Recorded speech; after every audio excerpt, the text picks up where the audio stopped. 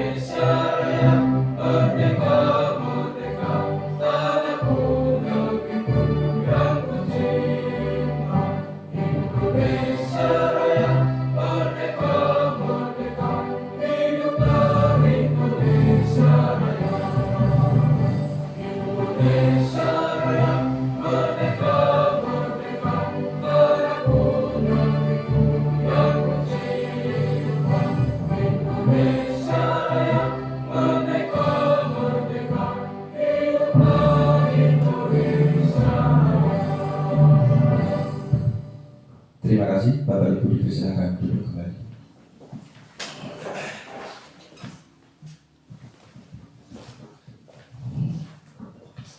Alhamdulillah, bersyukurillah binikmatillah wala haula wala quwwata illa billah. Puji syukur kehadirat Allah Subhanahu wa taala yang telah memberikan kesehatan terhadap kita sehingga kita dapat kumpul sehat walafiat di acara diseminasi modul 1.4 ini, khususnya untuk saya, calon guru penggerak angkatan 9.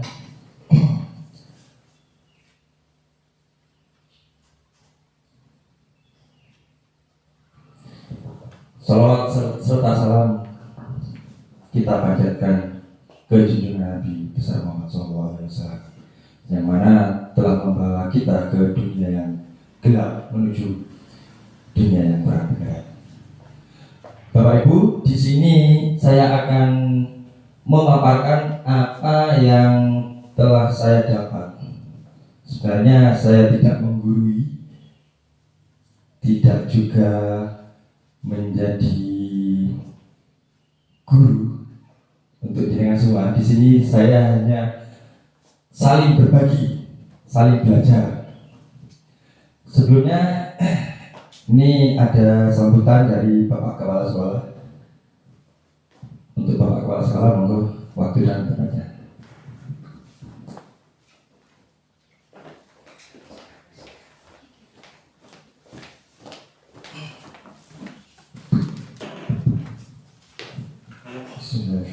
Terima kasih atas waktunya. Assalamualaikum warahmatullahi wabarakatuh.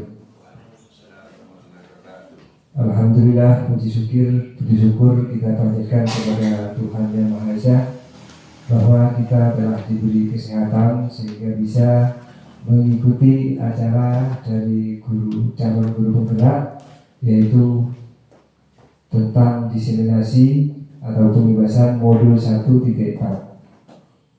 Saya harap selanjutnya Bapak Ibu memperhatikan dengan baik dan apa yang disampaikan dari Bapak Kodi sebagai guru penggerak mudah-mudahan bermanfaat bagi kita dan membawa perubahan bagi kita dan pada umumnya bagi anak-anak di SDN Pakel 1 ini. Tidak panjang lebar karena waktu kita harap untuk segera melaksanakan ini. Yang saya harapkan hanyalah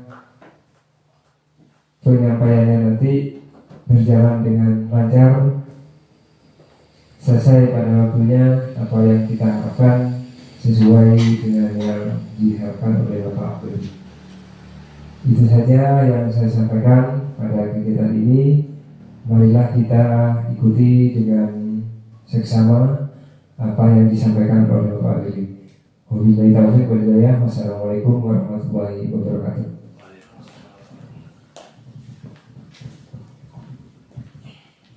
Terima kasih atas sambutannya dari Bapak Kepala SD Negeri Pakel 1.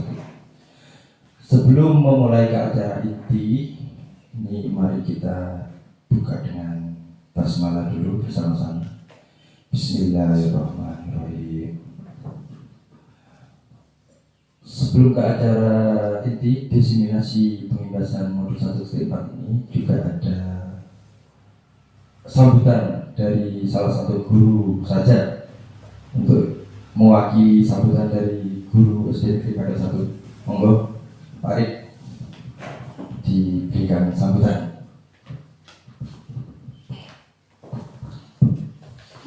Bismillahirrahmanirrahim. Assalamualaikum warahmatullahi wabarakatuh.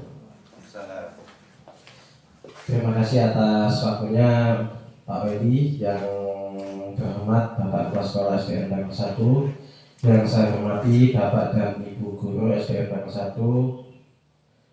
Alhamdulillahirrahmanirrahim. Ini kegiatan yang salah satunya kegiatan buat Pak Wedi untuk menggerakkan kita semua yang ada di lembaga ini agar bisa bergerak juga. Jadi judulnya diseminasi atau pembebasan. Mudah-mudahan apa yang nantinya akan disampaikan oleh Pak Weli bisa benar-benar mengimbasi kita semua, sehingga kita dalam bekerja melayani anak didik kita semakin baik lagi. Dan untuk harapannya buat Pak Weli, pengimbasan saya harapkan tidak sampai saat ini saja, tapi besok dan seterusnya tetap bisa mengingatkan kita sebagai rekan guru untuk selalu bergerak dan menggerakkan juga. Dan untuk kita semua, mari kita ikuti langkahnya Pak Weli untuk mengikuti CGP. Bu Dian, Bu Yuli, mungkin kalau Bu Dian kalau sudah di atas 50 sudah tidak diwajibkan, Bu. Mungkin untuk Bu Dian sama Bu Yuli nanti monggo kita sama-sama dengan saya juga mendaftar lagi CGP, mumpung ada Pak Weli nanti sebagai mentor kita yang sudah pengalaman lebih dulu untuk mengikuti CGP. Itu saja mungkin dari saya. Terima kasih. Saya akhiri. Wassalamualaikum warahmatullahi wabarakatuh. Terima kasih Pak Arif Daksono. Bapak Ibu, besar harapan Bapak Kepala Sekolah dan saya juga untuk teman-teman monggo untuk mengikuti calon guru penggerak di angkatan selanjutnya, mumpung ada kesempatan, kata Pak Kepala Sekolah di grup WA seperti itu. Monggo, nanti kita bisa kolaborasi seperti saya yang kemarin-kemarin juga kolaborasi dengan Pak Kepala Sekolah, dengan teman-teman, kita saling membantu untuk di CGP ini. Baiklah, pemaparan yang akan saya paparkan ini hasil dari modul 1, utama 1.4 ini. 1.4 ini di aksi nyata, kumpulan dari modul 1, yaitu budaya positif. Nah, ini hasil yang saya pelajari bersama teman-teman. Ini saya paparkan di sini. Saya ulangi lagi, saya di sini tidak menggurui, akan tetapi monggo kita belajar bersama. Seperti itu Pak Ibu. Budaya positif. Apa budaya positif itu? budaya positif di sekolah yaitu nilai-nilai dan kebiasaan-kebiasaan di sekolah yang berpihak pada peserta didik agar mereka dapat berkembang menjadi pribadi yang kritis, penuh hormat dan bertanggung jawab. Budaya positif di sekolah ini ada banyak Bapak Ibu.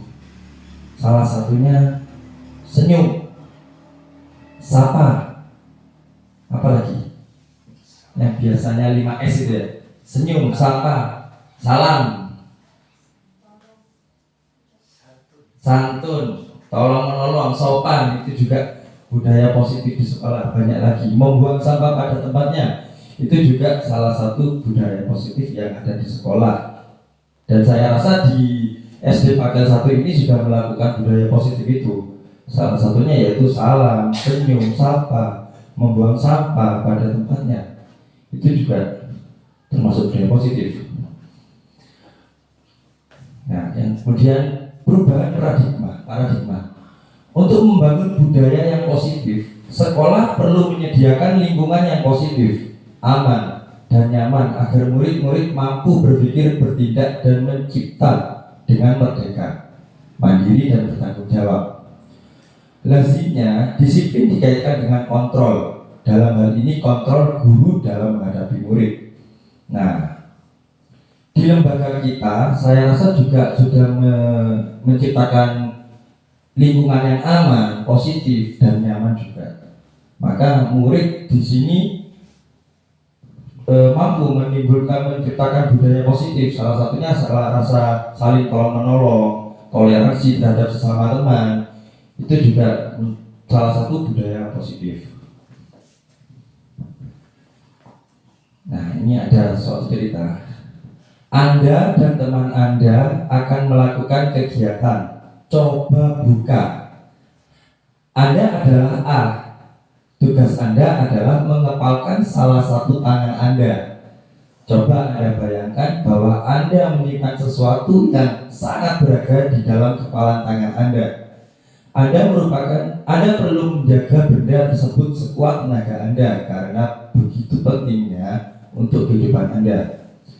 Tugas rekan Anda B adalah mencoba dengan segala cara untuk membuka kepalan tangan Anda. Teman Anda B boleh membujuk, menghardik, mengintimidasi, memarahi, menggoda, menggelitik, bahkan menawari Anda uang agar Anda bersedia membuka kepalan tangan Anda. Coba Anda lakukan kegiatan coba buka di atas dengan B secara bergantian. Masing-masing A dan B memiliki waktu 30 detik saja. Sesudah itu diskusikan kegiatan ini dan coba jawab pertanyaan-pertanyaan di bawah ini secara mandiri dan diskusikan kembali dengan rekan Anda B. Bandingkan jawaban Anda, apakah berbeda atau sama. Bila mana berbeda, kira-kira mengapa. Saya minta tolong ada Bu Dian sama Bu Yuli ya. Di sini Bu Yuli menjadi si A, sedangkan Bu Dian menjadi B. Nah, Bu Dian mengepalkan tangan seolah-olah kepalan itu ada benda, ada harapan yang sangat berarti yang ingin dibuka oleh Bu Yuli. Entah caranya Bu Yuli dengan cara apa saja. Monggo coba Bu Dian kira-kira dengan rayuan Bu Yuli membuka apa enggak? Kepalan tangan. Coba. Monggo. Ada apa di sini ya? Sebentar. Enggak. Di depan, ya, monggo. Di depan.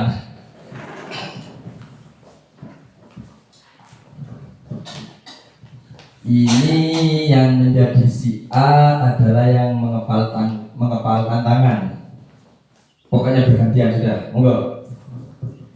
Kemudian mengepalkan tangan dulu. Bu Yuli mencoba merayu membuka kepalan. Bu Yuli juga nggak tahu apa yang ada di kepalan tangan itu, monggo. Saya yang pegang.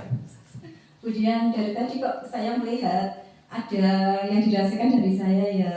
Kan bukannya kita teman yang saling dekat, kok ada ya di situ yang disembunyikan dari saya. Apa ya itu?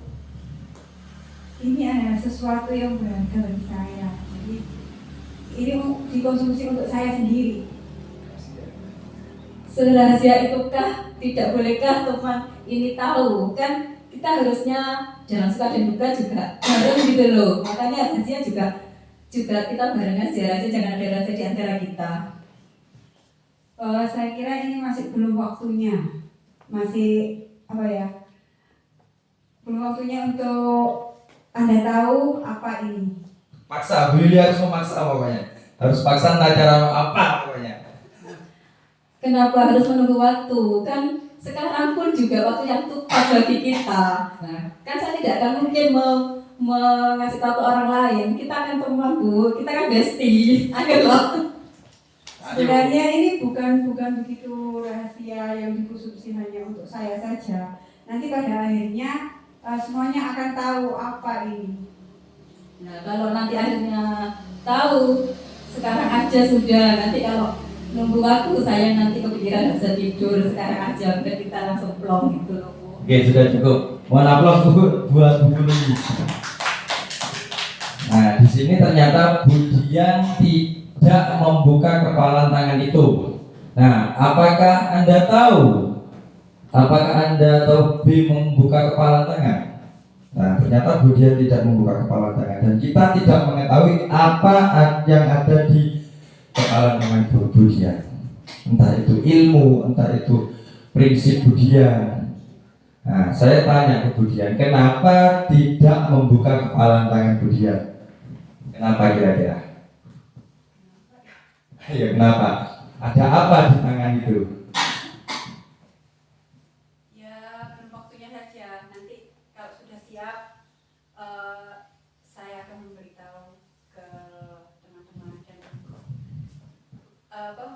dari saya dulu yang harus tahu apa ini dan saya berikan ke Teman-teman, oke, terima kasih. Sama halnya dengan kita mendidik peserta didik. Dengan cara apa kita mendidik itu? Dengan cara apa kita membawa peserta didik? Apa yang ada di kepala tangan kita merupakan usaha kita untuk entah itu mau membuka atau untuk mau berbagi.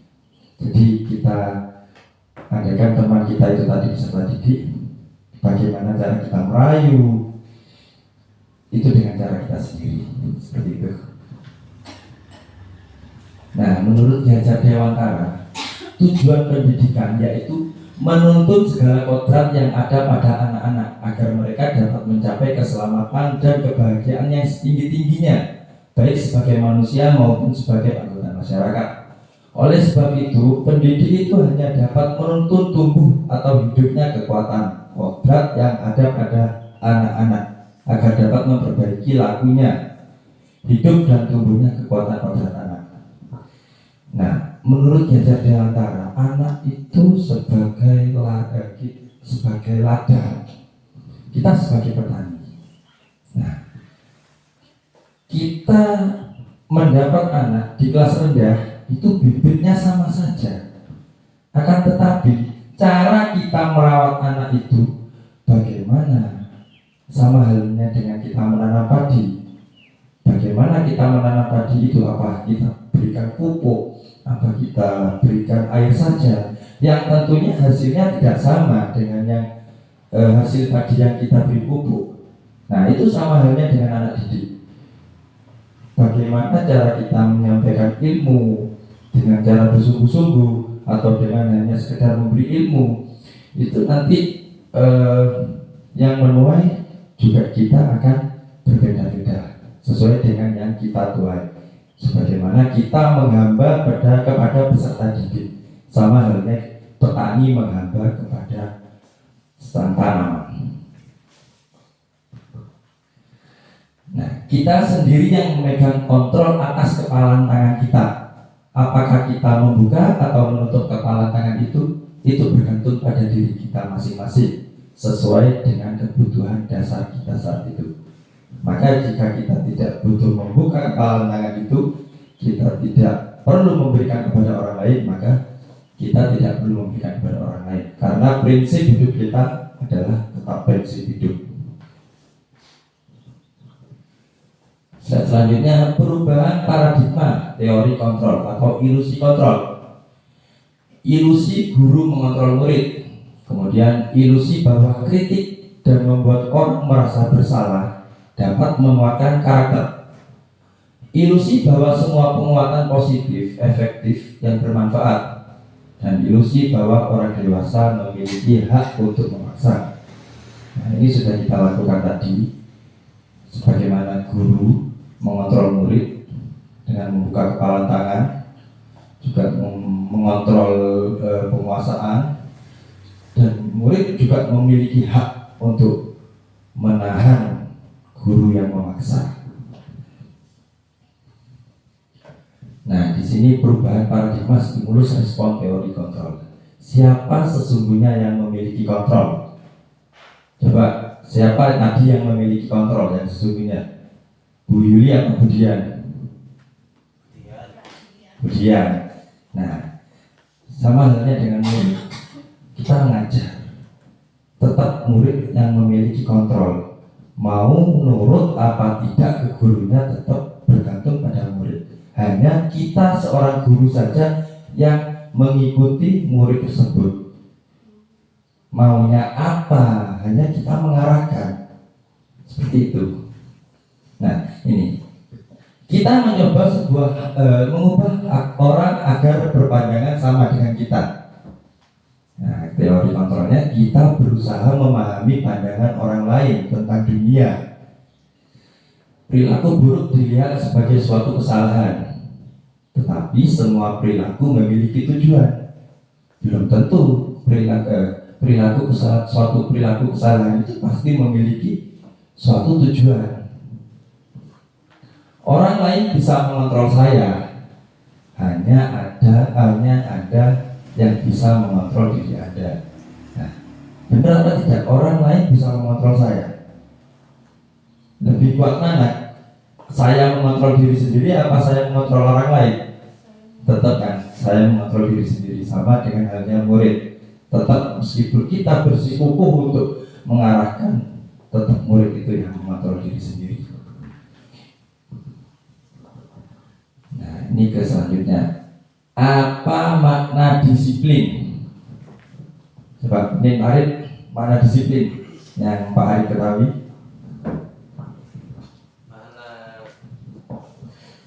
Makna disiplin menurut saya yaitu perilaku sadar akan akan kegiatan dan tingkah laku yang kita berbuat sesuai dengan aturan yang berlaku. Berarti mana anti aturan lah ya, makna disiplin. Nah, makna disiplin itu berasal dari bahasa Latinnya itu disiplina, yang artinya belajar. Makna asal dari kata ini berkonotasi dengan disiplin diri dari murid-murid Socrates dan Plato. Disiplin diri membuat orang menggali potensinya menuju sebuah tujuan, apa yang dia hargai. Namun dalam budaya kita, makna kata disiplin telah berubah menjadi sesuatu yang dilakukan seseorang pada orang lain untuk mendapatkan kepatuhan. Kecenderungan umum adalah menghubungkan kata disiplin dengan ketidaknyamanan, bukan dengan apa yang kita hargai atau pencapaian suatu tujuan mulia. Disiplin adalah kemampuan memerintah diri sendiri dalam mengontrol dan menguasai diri untuk memilih tindakan yang mengacu pada nilai-nilai yang kita hargai dengan penuh tanggung jawab tanpa diperintah orang lain. Jadi sesungguhnya makna disiplin ini terpikir dari diri kita sendiri, mulai dari diri sendiri. Seperti itu. Maksud dari nilai-nilai yang kita hargai adalah nilai kebajikan atau sifat-sifat positif manusia yang merupakan tujuan mulia yang ingin dicapai setiap individu. Nilai-nilai kebajikan yang ingin dicapai oleh setiap anak Indonesia kita kenal dengan profil pelajar Pancasila, yang di dalamnya ada beriman, bertakwa kepada Tuhan Yang Maha Esa dan berakhlak mulia, mandiri, bernalar kritis, berkebinekaan global, bergotong royong, dan juga kreatif, yang mana sekarang ini kita jadikan patokan dalam menyusun visi dan misi dalam sekolah. Kemudian teori motivasi perilaku manusia. Ini ada motivasi eksternal, yaitu untuk menghindari ketidaknyamanan atau hukum. Apa yang akan terjadi apabila saya tidak melakukannya? Nah, di sini biasanya siswa untuk menghindari hukuman, berbagai cara yang siswa lakukan. Suatu misal, siswa di sini melanggar suatu kesalahan, akan tetapi siswa itu enggan untuk dihukum, maka banyak suatu perilaku yang dilakukan siswa, entah itu berbohong atau mengkambing-hitamkan temannya. Itu salah satu motivasi eksternal. Kemudian motivasi eksternal yang kedua, untuk mendapatkan imbalan dari orang lain atau institusi.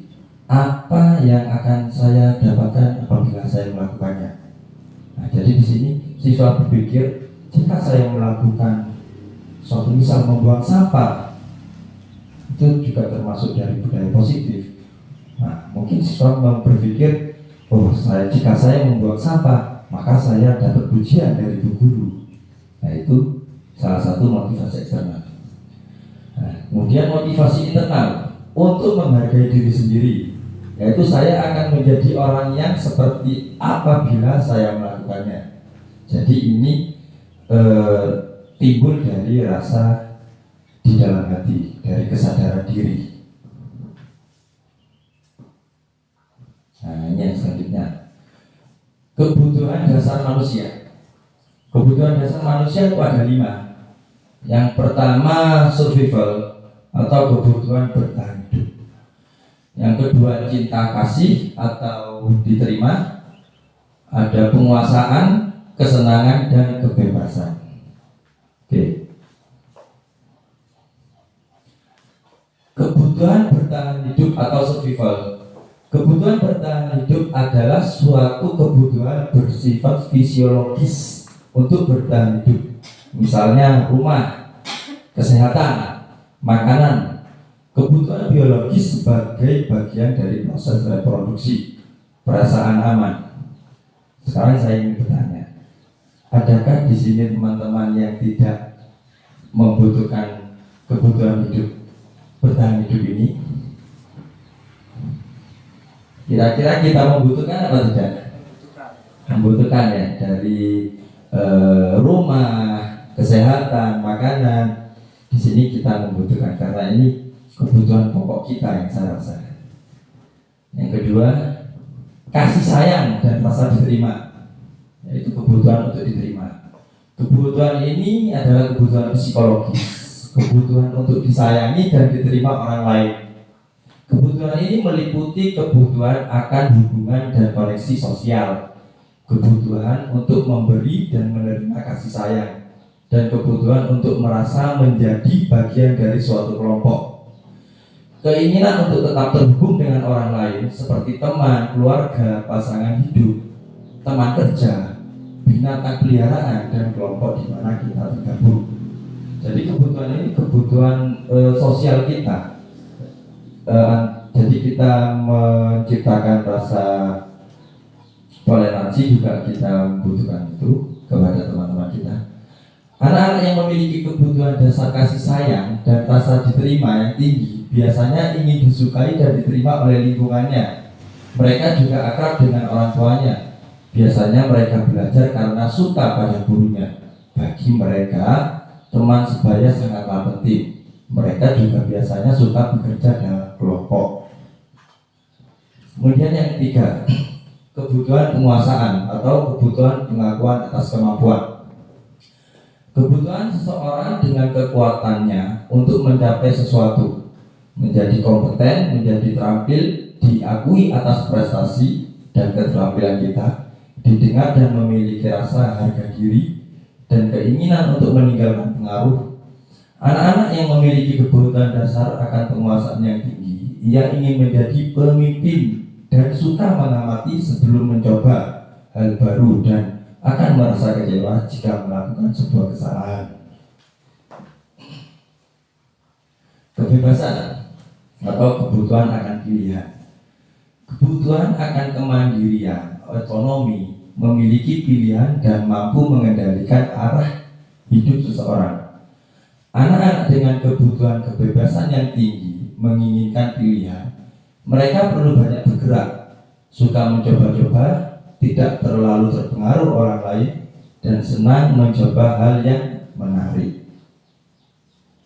Dan kesenangan, kebutuhan untuk merasa senang, kebutuhan untuk mencari kesenangan, bermain, dan tertawa. Bayangkan hidup tanpa kenikmatan apapun. Betapa menyedihkan. Glaser menghubungkan kebutuhan akan kesenangan dengan belajar. Semua hewan dengan tingkat intelijensi tinggi, anjing, lumba-lumba, primata, dan lain-lain, bermain. Saat mereka bermain, mereka mempelajari keterampilan hidup yang penting. Manusia tidak berbeda. Anak-anak dengan kebutuhan dasar kesenangan yang tinggi biasanya ingin menikmati apa yang dilakukan. Mereka juga bisa berkonsentrasi tinggi saat mengerjakan hal yang disenangi. Mereka suka permainan dan suka mengoleksi barang, suka bergurau, suka melucu, dan juga mengemaskan. Bahkan saat mereka bertingkah laku buruk, mereka masih terlihat lucu. Nah, ini ada suatu cerita. Ibu Ani, guru kelas 5 SD di Pelita Hati, sedang bingung menghadapi ulah salah satu murid di kelasnya, Agus. Beberapa anak telah datang dan mengeluh Agus seringkali meminta bekal makan siang dengan paksa. Jika Anda menghadapi situasi seperti Ibu Ani, apa yang Anda lakukan? Kira-kira apa yang Anda lakukan? Ibu Ani, guru kelas 5, mempunyai murid yang namanya Agus. Agus ini sering meminta makanan kepada temannya. Nah, kira-kira apa yang Anda lakukan? Guru kelas 5. Mungkin Budia. Seandainya Budia jadi guru kelas 5, Budia punya murid yang namanya Agus. Nah, Agus ini seringkali meminta makanan teman-temannya secara paksa. Kira-kira apa yang Budia hadapi menghadapi Agus ini? Apa dia? Misalnya gini, kalau ditanya dulu anaknya, Ditanya anaknya dulu, kemudian kenapa kok merebut makanan temannya? nah, pasti ada alasan Bu ya. Ya, anaknya kan nanti Ya. memberi jawaban. Kemudian Setelah itu kita memberikan tidak boleh merebut makanan temannya. tidak boleh merebut makanan temannya. Kemudian kita beri solusi Bu ya. Iya. Oke, terima kasih. Nah, kira-kira apa alasan Agus melakukan itu? Nah, banyak alasan sesuai dengan kebutuhan yang tadi itu. Nah, dalam konsep penerapan disiplin positif, Ibu Ani sebaiknya mencari tahu alasan Agus melakukan tindakan tersebut agar mengetahui kebutuhan mana yang sedang berusaha dipenuhi Agus. Sudah sesuai dengan yang dijawab dia. Nah, apabila jawaban Agus karena lapar dan orang tuanya tidak membawakannya bekal, maka kebutuhan Agus tadi yaitu dia sedang berusaha memenuhi kebutuhan bertahan hidup. Jika Agus karena ia senang temannya jadi memperhatikan dia, maka kebutuhan yang sedang Agus lakukan yaitu cinta dan kasih sayang. Nah, dia ingin diperhatikan teman-temannya, meski padahal dia membawa bekal. Hanya saja dia ingin diperhatikan oleh teman-temannya. Banyak murid kita yang seperti itu, saya pastikan banyak. Apabila jawaban Agus dia merasa hebat karena temannya jadi takut dan menuruti keinginannya, maka kebutuhannya adalah kebutuhan pengakuan atas kemampuan. Saya juga ada di lembaga kita yang seperti ini. Dan apabila jawaban Agus dia merasa bosan dengan bekal yang dibawakan ibunya karena selalu membawakan bekal yang sama, maka kebutuhannya adalah kebebasan atau kebutuhan akan pilihan. Jadi si Agus ini ingin memilih pilihan yang lain. Mungkin si Agus dibekali tiap hari telur, tapi si Agus ini tidak bisa meminta pilihan kepada orang tuanya. Jadi akhirnya Agus butuh pilihan yang ada di sekolah ini, memilih bekal temannya. Dan jika jawaban Agus adalah karena iseng dan dia menikmati ekspresi wajah temannya yang kesal karena diambil makanannya, karena kebutuhan Agus adalah kesenangan. Dia hanya ingin dirinya senang. Jadi kalau ekspresi temannya kesal, itu kemungkinan Agus merasa lebih senang. Nah, di sini ada 5 posisi kontrol guru. Guru bisa menjadi penghukum, bisa menjadi pembuat merasa bersalah, bisa menjadi teman, bisa menjadi pemantau, juga bisa menjadi manajer.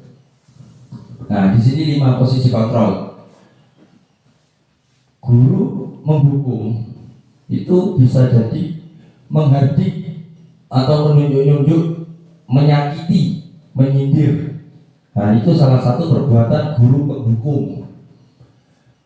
Untuk guru pembuat merasa bersalah, yaitu berceramah dan mengatakan seharusnya ibu kecewa, sebenarnya ibu kecewa. Nah, itu salah satu perkataan kita membuat rasa bersalah. Yang ketiga, kita bisa menjadi teman, yaitu dengan membuat alasan-alasan untuk muridnya. Nah, suatu misal, Bu Guru tidak suka kamu seperti ini, seharusnya kamu seperti ini. Itu posisi kita sebagai teman. Kemudian posisi kita sebagai pemantau, yaitu guru menghitung dan mengukur. Yang terakhir, manajer. Guru mengajukan pertanyaan-pertanyaan. Jadi kita menanyakan apa permasalahan murid itu, yang pasti nanti kita akan menemukan solusi permasalahan dari murid tersebut. Nah, ini pernyataan-pernyataan biasanya yang dikatakan oleh guru. Saya kecewa sekali dengan kamu. Itu merupakan kalimat pembuat orang merasa bersalah. Saya kecewa sekali. Nah, itu posisi kita sebagai pembuat orang merasa bersalah.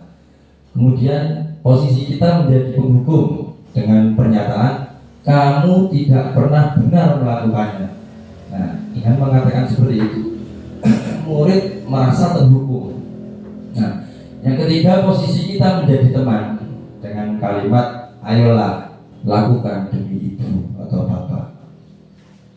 Kemudian posisi kita sebagai pemantau, yaitu apakah kamu mau mendapatkan stiker bintang hari ini. Nah, ini untuk posisi kita menjadi manajer, bagaimana kamu bisa menyelesaikan masalah ini. Nah, dengan kalimat pertanyaan ini nantinya kita akan memanajeri murid untuk memecahkan suatu masalah. Nah, ini juga penghukum. Kamu selalu paling terakhir. Nah, ini bisa menjadikan murid merasa terhukum dengan kalimat seperti ini. Nah, ini budaya positif, mana di dalamnya ada lingkungan positif, keyakinan kelas, dan di dalam keyakinan kelas juga ada peraturan kelas. Apa sih keyakinan kelas itu? Keyakinan kelas adalah nilai-nilai kebajikan atau prinsip-prinsip universal yang disepakati bersama secara universal, lepas dari latar belakang, suku, negara, bahasa, maupun agama. Menurut dosen, suatu keyakinan akan lebih memotivasi seseorang dari dalam. seseorang akan lebih bersemangat untuk menjalankan keyakinannya daripada hanya sekedar mengikuti serangkaian peraturan. Nah, ini pembentukan keyakinan kelas. Keyakinan kelas bersifat abstrak. Keyakinan kelas berupa pernyataan-pernyataan yang universal. Pernyataan keyakinan kelas senantiasa dibuat dalam bentuk positif. Keyakinan kelas sebenarnya tidak terlalu banyak sehingga mudah diingat dan dipahami. Semua warga kelas sebaiknya ikut berkontribusi dalam membuat kegiatan kelas lewat curah pendapat. Bersedia meninjau kembali keyakinan kelas dari waktu ke waktu. Jadi seharusnya kita membuat di dalam kelas itu bukan lagi peraturan kelas. Jadi keyakinan kelas, kalimatnya biasanya bukan dilarang membuat sampah, tetapi suatu misal membuang sampah pada tempatnya, seperti itu sekarang. Datang tepat waktu. Jadi tidak ada kata dilarang ataupun tidak sekarang.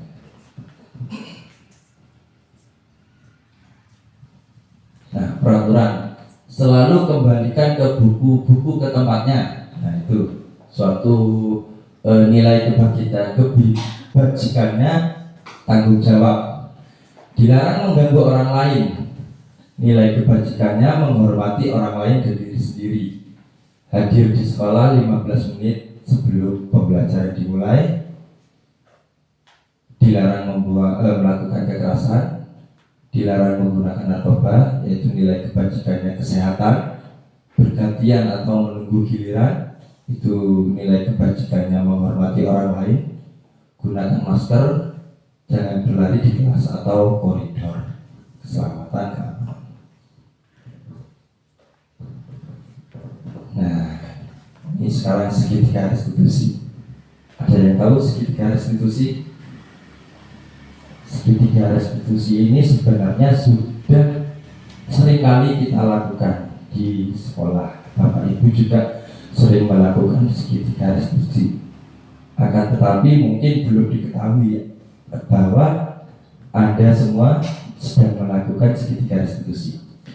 Segitiga restitusi merupakan proses menciptakan kondisi bagi murid untuk memperbaiki kesalahan mereka, sehingga mereka bisa kembali pada kelompok mereka dengan karakter yang lebih kuat. Melalui restitusi, guru dapat membantu murid memiliki tujuan disiplin positif serta memulihkan dirinya setelah berbuat salah. Membantu murid untuk jujur pada diri sendiri dan mengevaluasi dampak dari kesalahan yang dilakukan. Memberikan penawaran, bukan paksaan. Nah, ini tahapan segitiga restitusi Bapak Ibu. Yang pertama, menstabilkan identitas, yaitu berbuat salah itu kata-katanya seperti ini. Berbuat salah itu tidak apa-apa.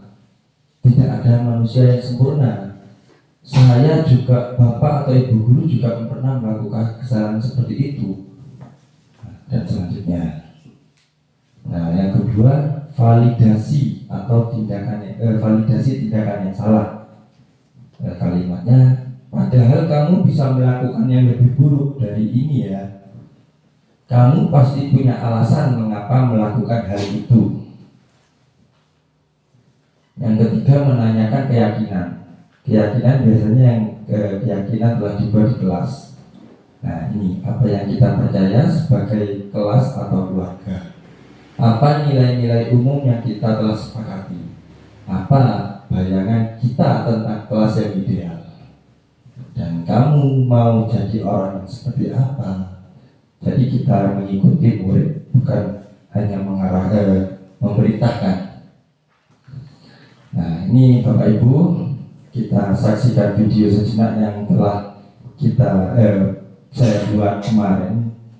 Ini video segitiga restitusi.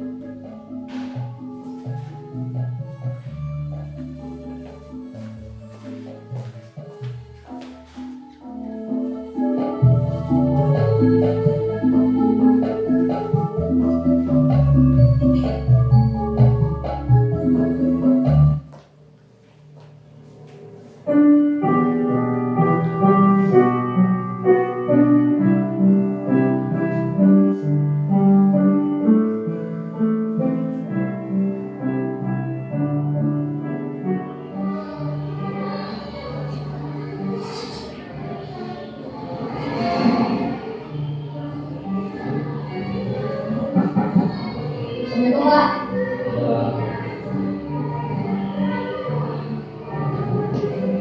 Maaf Pak, saya turun.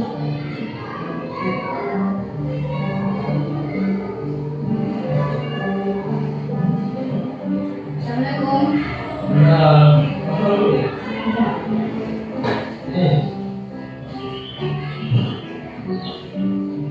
Alvin tahu kenapa kamu panggil di sini? Karena saya terlambat Pak. Lambat tadi ya. Dulu tahu semua orang pernah melakukan kesalahan, terlambat. Pak Guru pun juga sama seperti itu, juga pernah melakukan kesalahan. Itu juga pernah terlambat. Alvin, kenapa kok bisa terlambat? Karena main game terlalu lama. Oh, tadi malam main game, main HP terlalu lama, sampai lupa waktu. Terus tidurnya? Pak, tidurnya saya itu terlalu malam. Larut malam. Terus bangunnya? Kesiangan. Punya kesiangan. Sehingga Alvin lambat. Kan Alvin masih ingat apa enggak lihat kelas yang kita di kemarin apa aja coba? Ini Pak. Apa aja? Buang sampah pada tempatnya. Buang sampah pada tempatnya. Datang tepat waktu.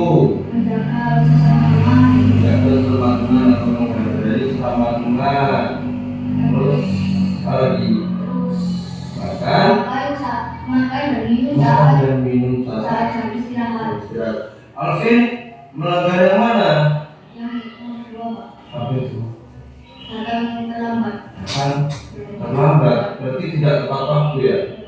Nah, makanya ke depan apa yang harus Alvin lakukan biar datanya tidak terlambat lagi? Tidak main game terlalu lama. Nah, jangan main game terlalu lama waktu malam hari ya. Apalagi Ini Pak, tidurnya tidurnya tidak terlalu tidak larut malam. larut malam. Nah, kalau kamu tidur Alvin larut malam tidurnya bangunnya kesiangan, akhirnya terlambat. Nah, kedepannya berarti Alvin harus tidur terlebih sore, jangan terlalu malam ya. Bangunnya agar tidak kesiangan dan tidak terlambat lagi datang di sekolah ya. Nah, kalau begitu sekarang Alvin boleh kembali ke kelas, boleh istirahat. Sekarang jam istirahat ya. Ya, Alvin boleh istirahat. Ingat-ingat ya, yakin kelas kita ingat-ingat. Kemudian datangnya yang harus Alvin lakukan nanti juga diingat-ingat biar tidak terlambat lagi ya. Oke, Alvin boleh istirahat.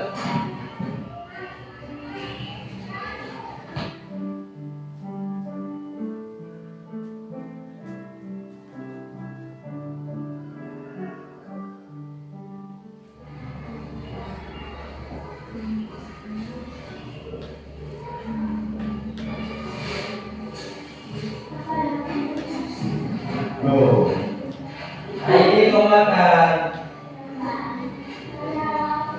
Lapar.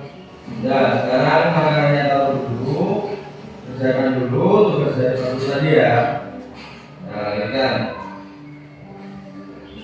Ini. Wah. Ini tahu Pak Guru panggil di sini kenapa? Nah, makan di kelas.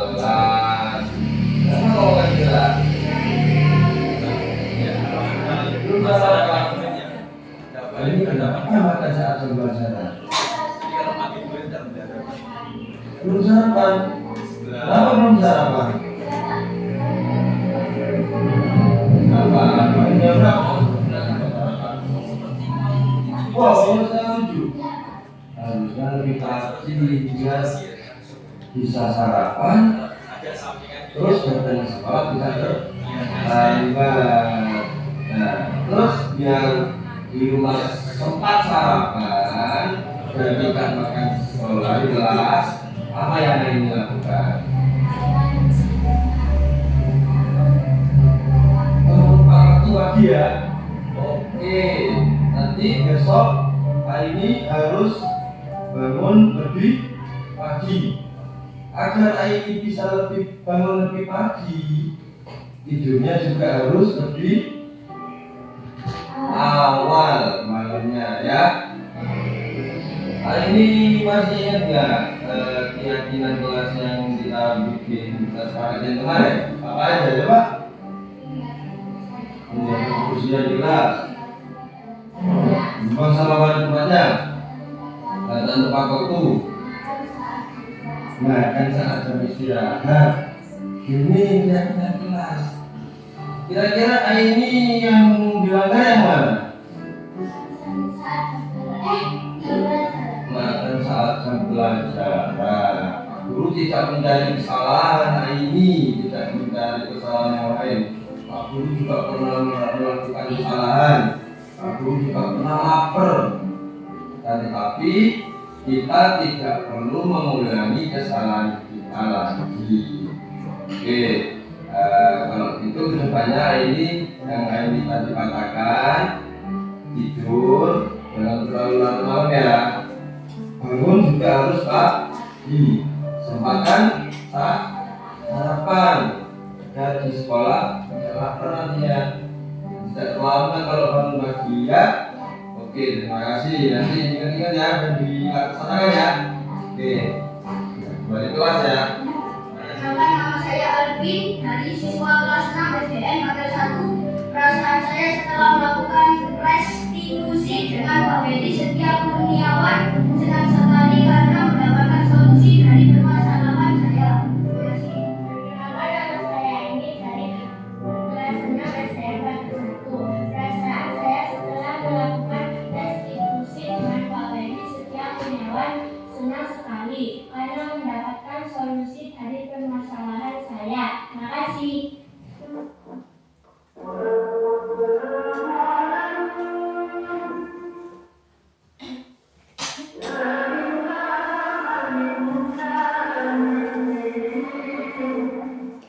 Oke, terima kasih Bapak Ibu. Dari video dan dari materi yang tadi saya sampaikan, mungkin ada pertanyaan dari Bapak Ibu Guru. Ini refleksi, perasaan saat ini adalah, ini Bapak Ibu Guru, apa perasaan Bapak dan Ibu Guru setelah mengikuti kegiatan hari ini? Monggo, mari. Ya jelas perasaan saya saat ini ya merasa bangga mendapat pengetahuan yang baru saya dapatkan dari pengibasan yang Pak Wali lakukan, terutama untuk segitiga restitusi yang menurut saya itu sangat bermanfaat untuk saya terapkan di dalam kelas.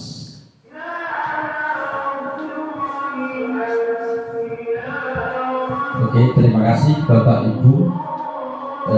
Dengan adanya diseminasi ini, kami harap nantinya Bapak dan Ibu Guru menjalankan, mempraktikkan suatu misal segitiga restitusi yang seperti tadi ini. Jika ada masalah, kita lakukan segitiga restitusi. Dan yang kedua juga, saya harap juga Bapak dan Ibu Guru tepat mengikuti CGP angkatan selanjutnya. Kita segera bergerak dan menggerakkan. Terima kasih Bapak Ibu. Mungkin itu saja materi yang saya paparkan hari ini. Terima kasih atas perhatiannya. Sebelum kami tutup, mari kita bacakan alhamdulillah bersama-sama. Alhamdulillah. Sekian acara pemaparan modul 1.4 ini, diskriminasi atau penindasan budaya positif. Wassalamualaikum warahmatullahi wabarakatuh.